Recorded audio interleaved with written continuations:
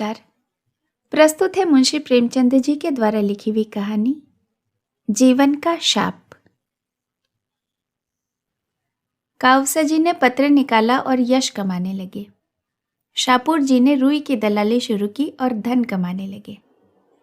कमाई दोनों ही कर रहे थे, पर शाहपुर जी प्रसन्न थे, कावसा जी विरक्त।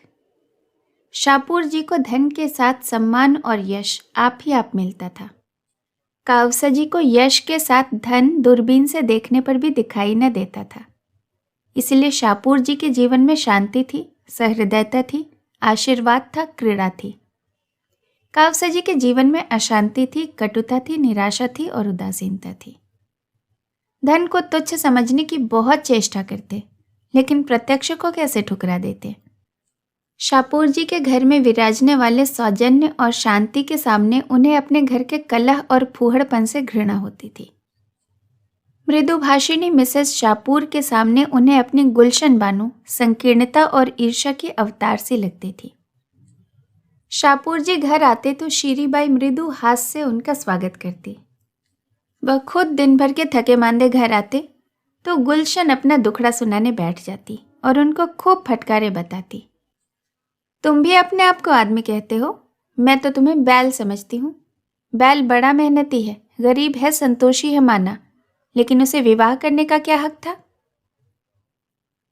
कावसा जी से 1,00,000 बार यह प्रश्न किया जा चुका है कि जब तुम्हें समाचार पत्र निकाल कर अपना जीवन बर्बाद ही करना था तो तुमने विवाह क्यों किया, क्यों मेरी जिंदगी तबाह कर दी। जब तुम्हारे घर में रोटियां न थी तो मुझे क्यों लाए। इस प्रश्न का जवाब देने की कावसा जी में शक्ति न थी। उन्हें कुछ सूझता ही न था। वह सचमुच अपनी गलती पर पछताते थे। एक बार बहुत तंग आकर उन्होंने कहा था, अच्छा भाई, अब जो होना था सो हो चुका, लेकिन मैं तुम्हें बांधे तो नहीं हूं। तुम्हें जो पुरुष ज्यादा सुखी रख सके उसके साथ जाकर रहो। अब मैं और क्या कहूं। आमदनी नहीं बढ़ती तो मैं क्या करूं। क्या चाहती हो, जान दे दूं। इस पर गुलशन ने उसके दोनों कान पकड़कर जोर से ऐंठे और गालों पर 2 तमाचे लगाए और पैनी आंखों से काटती हुई बोली, अच्छा, अब चोंच संभालो, नहीं तो अच्छा न होगा। ऐसी बातें मुंह से निकालते तुम्हें लाज नहीं आती। हयादार होते तो चुल्लू भर पानी में डूब मरते। उस दूसरे पुरुष के महल में आग लगा दूंगी, उसका मुंह झुलस दूंगी। तब से बेचारे कावसा जी के पास इस प्रश्न का कोई जवाब न रहा। कहाँ तो यह असंतोष और विद्रोह की ज्वाला, और कहाँ वह मधुरता और भद्रता की देवी शीरी, जो कावसा जी को देखते ही फूल की तरह खिल उठती है, मीठी मीठी बातें करती है, चाय, मुरब्बे और फूलों से स्वागत सत्कार करती है और अक्सर उन्हें अपनी कार से घर भी पहुंचा देती है।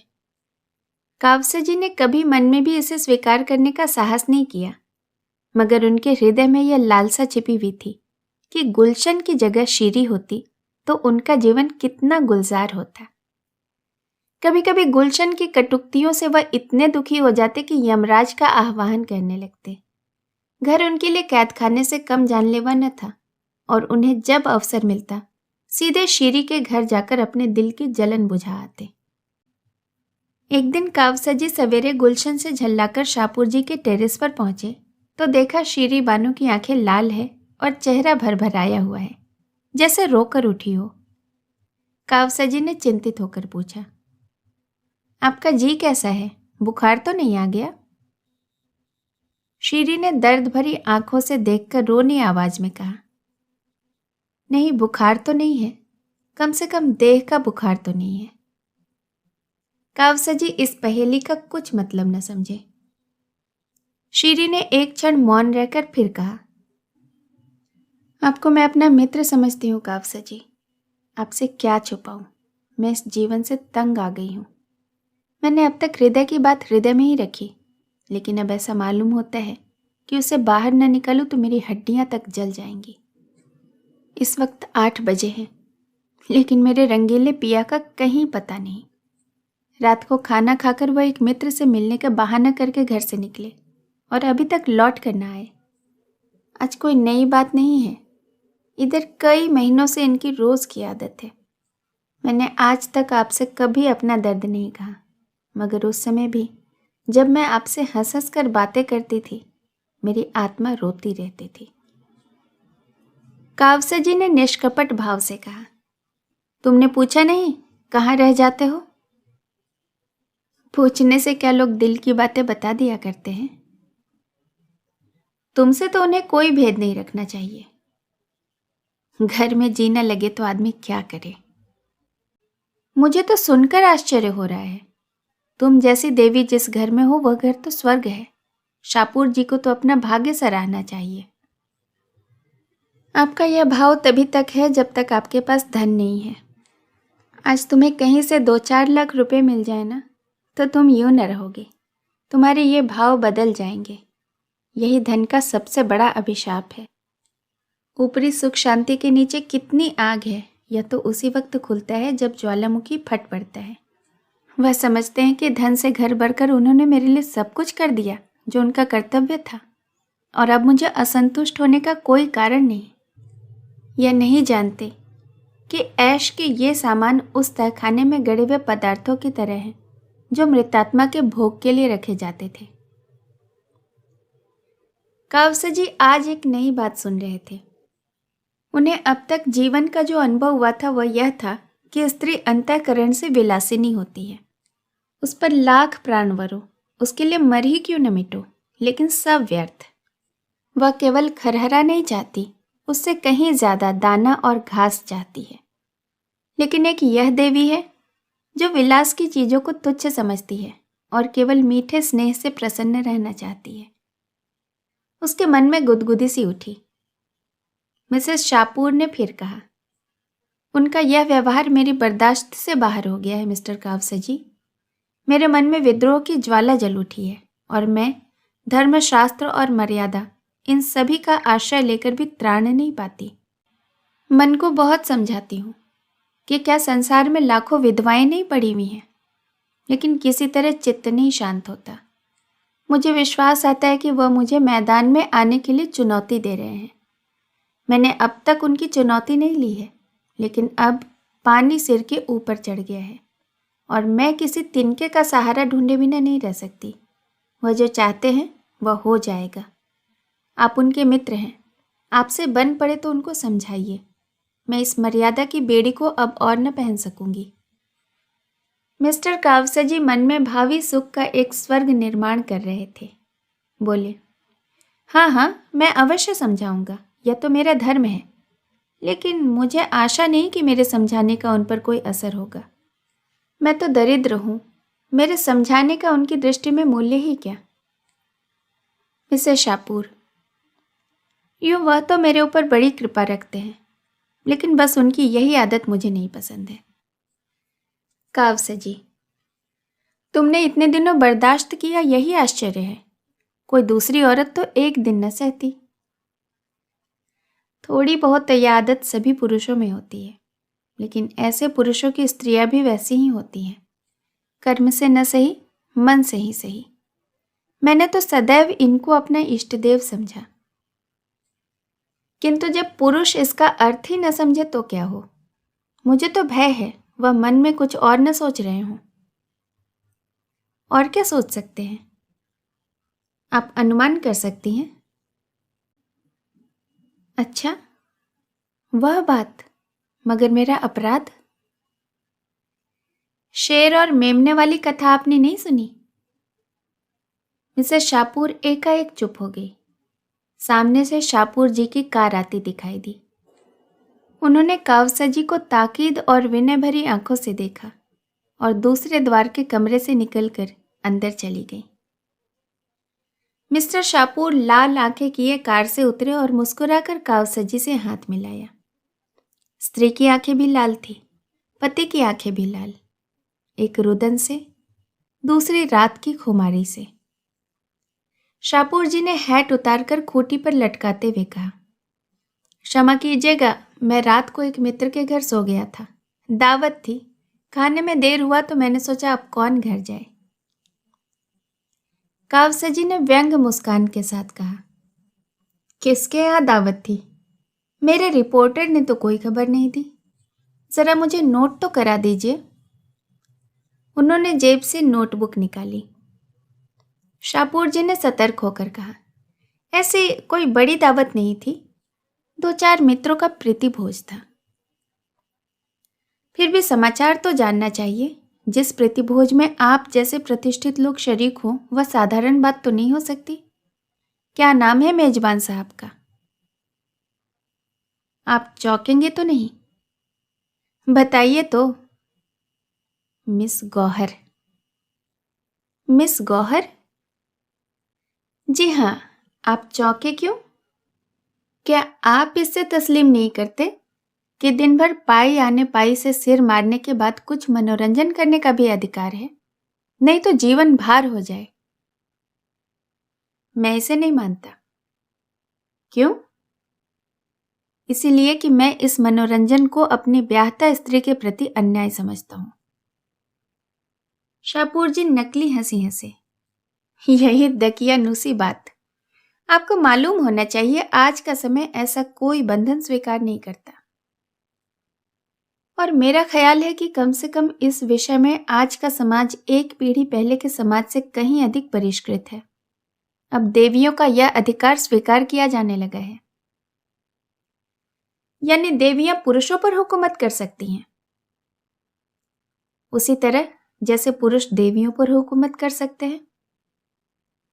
मैं इसे नहीं मानता। पुरुष स्त्री का मोहताज नहीं है, स्त्री पुरुष की मोहताज है।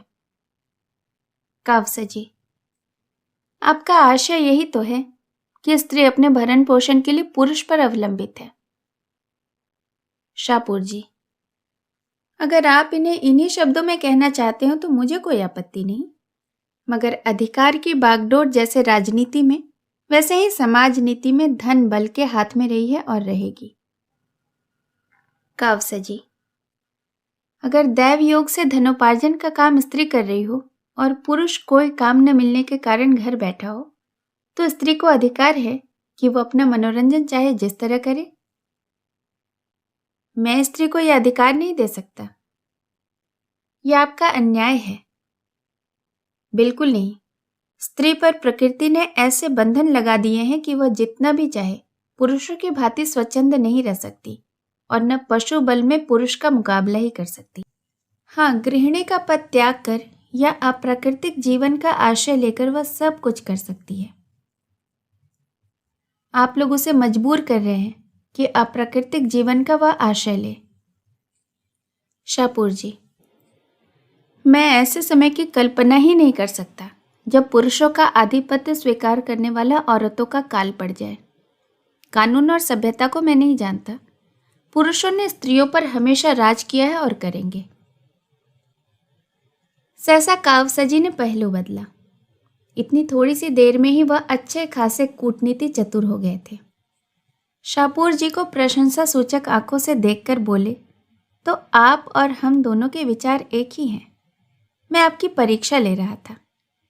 मैं भी स्त्री को गृहिणी, माता और स्वामिनी सब कुछ मानने को तैयार हूं, पर उसे स्वच्छंद नहीं देख सकता। अगर कोई स्त्री स्वच्छंद होना चाहती है तो उसके लिए मेरे घर में स्थान नहीं है। अभी मिसेस शाहपुर की बातें सुनकर तो मैं दंग रह गया। मुझे इसकी कल्पना भी न थी कि कोई नारी अपने मन में इतने विद्रोहात्मक भावों को स्थान दे सकती है। मिस्टर शाहपुर की गर्दन की नसें तन गई, नथने फूल गए। कुर्सी से उठकर बोले, तो अब शीरी ने यह ढंग निकाला है। मैं अभी उससे पूछता हूँ, आपके सामने पूछता हूँ और अभी फैसला कर डालूंगा। मुझे उसकी परवाह नहीं, किसी की परवाह नहीं। बेवफा औरत, जिसके हृदय में जरा सी भी संवेदना नहीं, जो मेरे जीवन में जरा सा भी आनंद नहीं सह सकती, मैं उसके अंचल में बंद बंद कर घूमूं? शाहपुर से यह आशा रखती है। अभागिनी भूल जाती है कि आज मैं आंखों का इशारा कर दूं तो 100 शीरियां मेरी उपासना करने लगे। जी हाँ, मेरे इशारों पर नाचने लगे।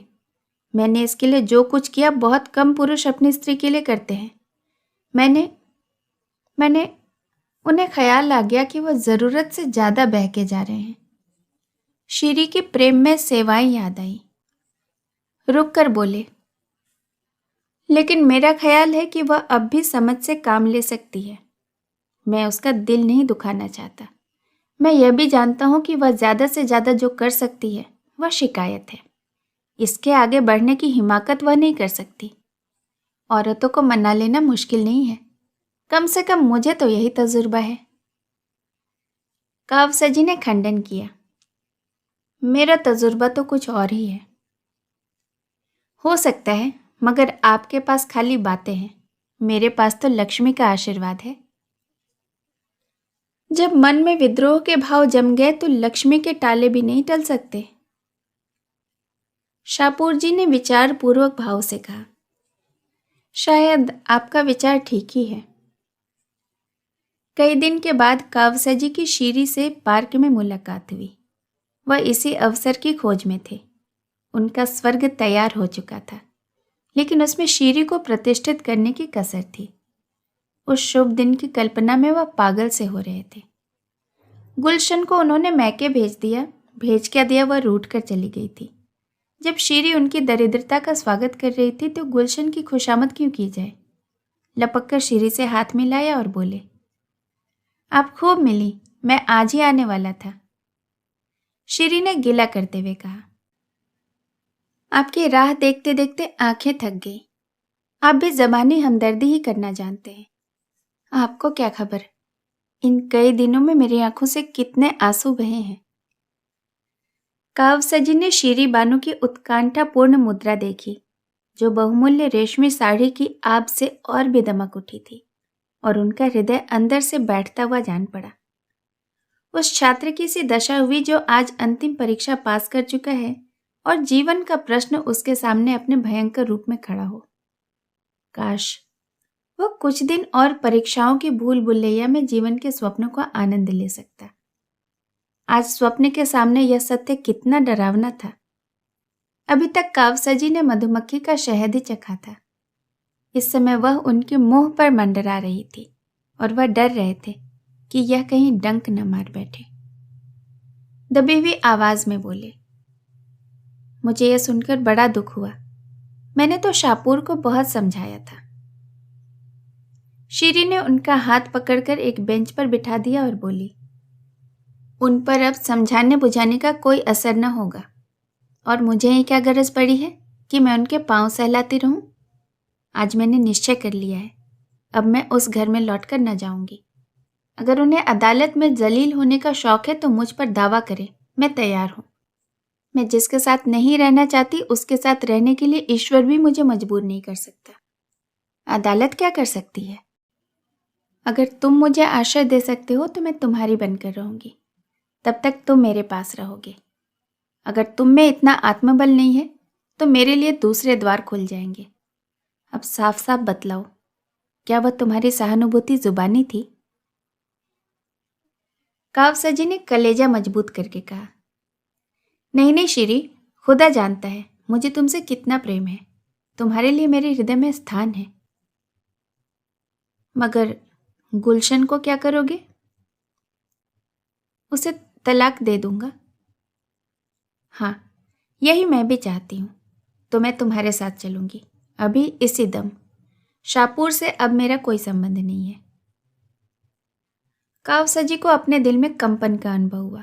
बोले, अभी तो वहां कोई तैयारी नहीं है। मेरे लिए किसी तैयारी की जरूरत नहीं है, तुम ही मेरे सब कुछ हो। टैक्सी ले लो, मैं इसी दम चलूंगी। कावसजी टैक्सी की खोज में पार्क से निकले।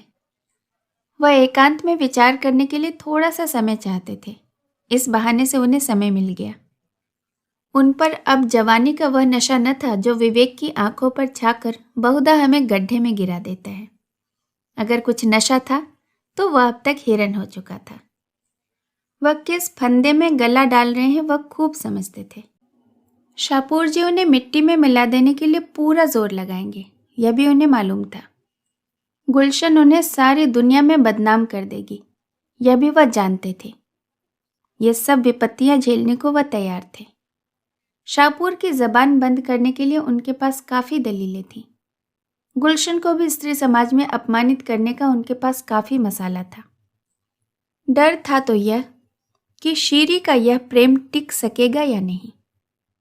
अभी तक शीरी ने केवल उनके सौजन्य का परिचय पाया है, केवल उनकी न्याय, सत्य और उदारता से भरी बातें सुनी है। इस क्षेत्र में शाहपुर जी से उन्होंने बाजी मारी है। लेकिन उनके सौजन्य और प्रतिमा का जादू घर में कितने दिन चलेगा, इस पर उन्हें संदेह था। हलवे की जगह चुपड़ी रोटियां भी मिले तो आदमी सब्र कर सकता है, रूखी भी मिल जाए तो वह संतोष कर लेगा, लेकिन सूखी घास सामने देखकर तो ऋषि मुनि भी जामे से बाहर हो जाएंगे। श्री उनसे प्रेम करती है, लेकिन प्रेम के त्याग की भी तो सीमा है। 2-4 दिन भावुकता के उन्माद में यह सब सब्र कर ले, लेकिन भावुकता कोई टिकाऊ चीज तो है नहीं। वास्तविकता के आघातों के सामने यह भावुकता कै दिन टिकेगी? उस परिस्थिति की कल्पना करके कावसजी कांप उठे। अब तक वह रनिवास में रही है, अब उसे खपरेल का एक कॉटेज मिलेगा जिसकी फर्श पर कालीन की जगह टाट भी नहीं। कहाँ वर्दीपोश नौकरों की पलटन, कहाँ एक बुढ़िया मामा की संदिग्ध सेवाएं जो बात बात पर भुनभुनाती है, धमकाती है और कोसती है। उनका आधा वेतन तो संगीत सिखाने वाला मास्टर ही खा जाएगा, और शापूर जी ने कहीं ज्यादा कमीनेपन से काम लिया तो उनको बदमाशों से पिटवा भी सकते हैं।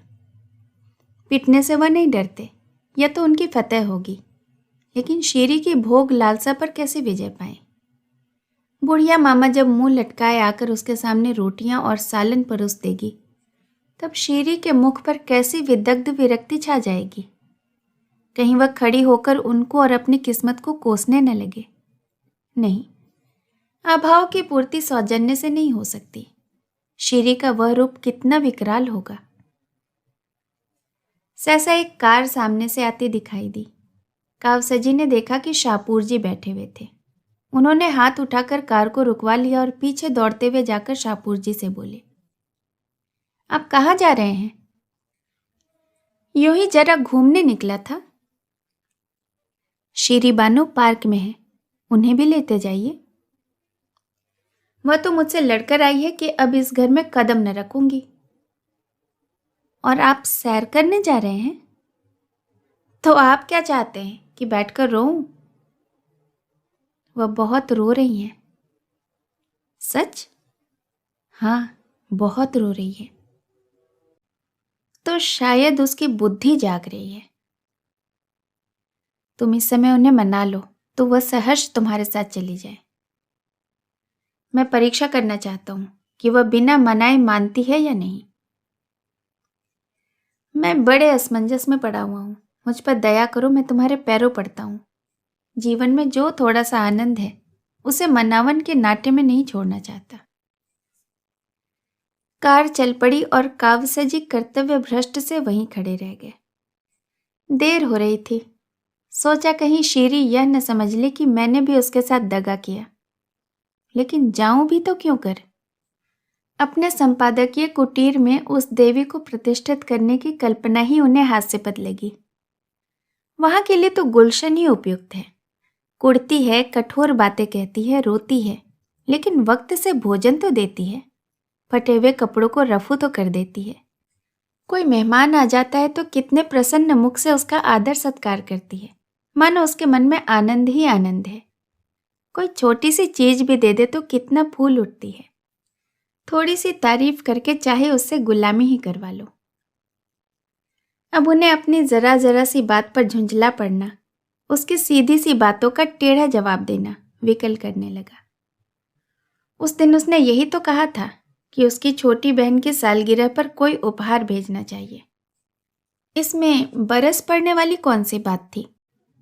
माना वह अपना संपादकीय नोट लिख रहे थे, लेकिन उनके लिए संपादकीय नोट लिखना जितना महत्व रखता है, क्या गुलशन के लिए उपहार भेजना उतना ही या उससे ज्यादा महत्व नहीं रखता? बेशक उनके पास उस समय रुपये न थे, तो क्या वह मीठे शब्दों से यह नहीं कह सकते थे कि डार्लिंग, मुझे खेद है, अभी हाथ खाली है, 2-4 रोज में कोई प्रबंध कर दूंगा।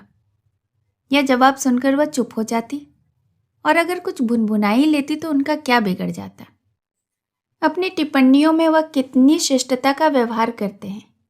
कलम जरा भी गर्म पड़ जाए तो गर्दन नापी जाए। गुलशन पर वह क्यों बिगड़ जाते हैं?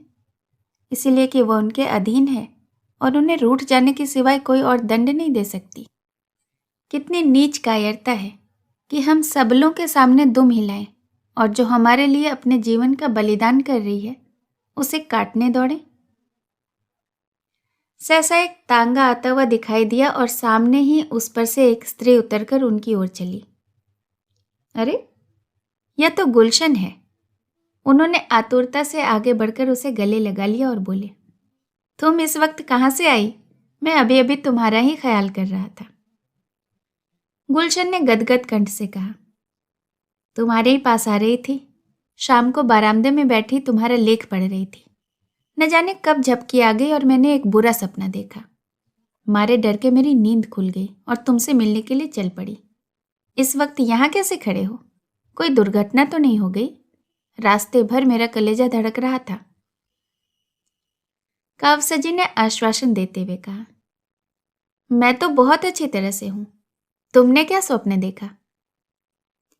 मैंने देखा जैसे तुमने एक रमणी को कुछ कहा है और वह तुम्हें बांधकर घसीटे लिए जा रही है। कितना बेहुदा स्वप्न है और तुम्हें इस पर विश्वास भी आ गया। मैं तुमसे कितनी बार कह चुका हूं कि स्वप्न केवल चिंतित मन की क्रीड़ा है। तुम मुझसे कुछ छिपा रहे हो। कोई ना कोई बात हुई जरूर है। तुम्हारा चेहरा बोल रहा है। अच्छा, तुम इस वक्त यहां क्यों खड़े हो? या तो तुम्हारे पढ़ने का समय है? यूं ही जरा घूमने चला आया था। झूठ बोलते हो। खाओ मेरे सिर की कसम। अब तुम्हें एतबार ही ना आए तो मैं क्या करूं? कसम क्यों नहीं खाते? कसम को मैं झूठ का अनुमोदन समझता हूं। गुलशन ने फिर उनके मुख पर तीव्र दृष्टि डाली। फिर एक क्षण बाद बोली, अच्छी बात है, चलो घर चले। कावसजी ने मुस्कुराकर कहा, तुम फिर मुझसे लड़ाई करोगी? सरकार से लड़कर भी तुम सरकार की अमलदारी में नहीं रहते हो। मैं भी तुमसे लड़ूंगी, मगर रहूंगी तुम्हारे साथ ही। हम इसे कब मानते हैं कि यह सरकार की अमलदारी है? यह तो तुम मुंह से कहते हो। तुम्हारा रोआ रोआ इसे स्वीकार करता है। नहीं तो तुम इस वक्त जेल में होते। अच्छा, चलो चलो, मैं थोड़ी देर में आता हूं। मैं अकेले नहीं जाने वाली हूं। आखिर सुनो तो, तुम यहां कर क्या रहे हो? कावसजी ने बहुत कोशिश की कि गुलशन वहां से किसी तरह से चली जाए, लेकिन वह जितना ही इस पर जोर देते उतना ही गुलशन का आग्रह भी बढ़ता जाता था।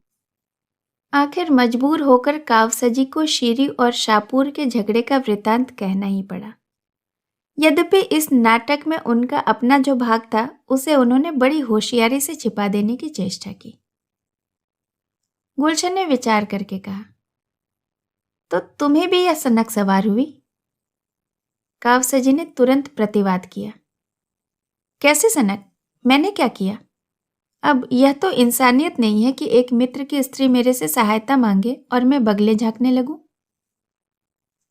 झूठ बोलने के लिए बड़ी अकल की जरूरत होती है प्यारे, और वह तुम में नहीं है, समझे?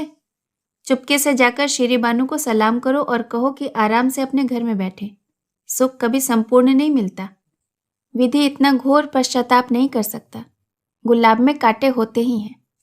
अगर सुख भोगना है तो उसे उसके दोषों के साथ भोगना पड़ेगा। अभी विज्ञान ने ऐसा कोई उपाय नहीं निकाला कि हम सुख के कांटों को अलग कर सकें। मुफ्त का माल उड़ाने वाले को ऐयाशी के सिवाय और क्या सूझेगी? अगर धन सारी दुनिया का विलास न मोल लेना चाहे तो वह धनी कैसा? शीरी के लिए भी क्या वे द्वार नहीं खुले हैं जो शापूर जी के लिए खुले हैं?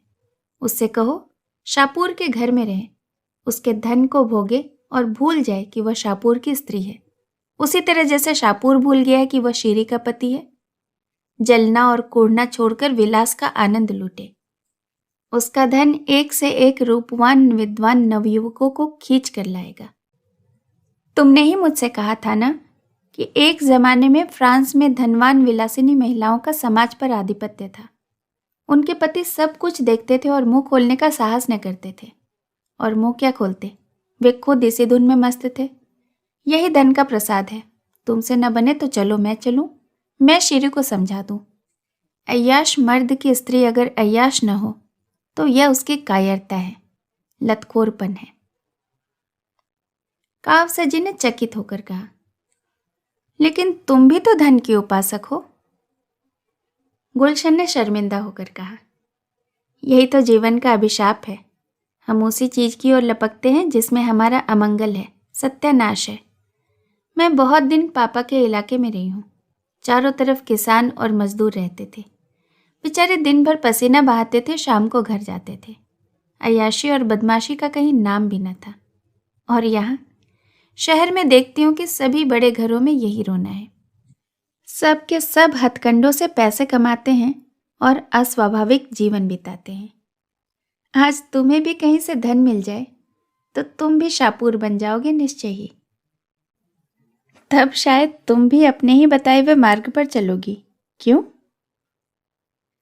शायद नहीं, अवश्य। हाँ। कहानी सुनने के लिए आपका बहुत बहुत धन्यवाद।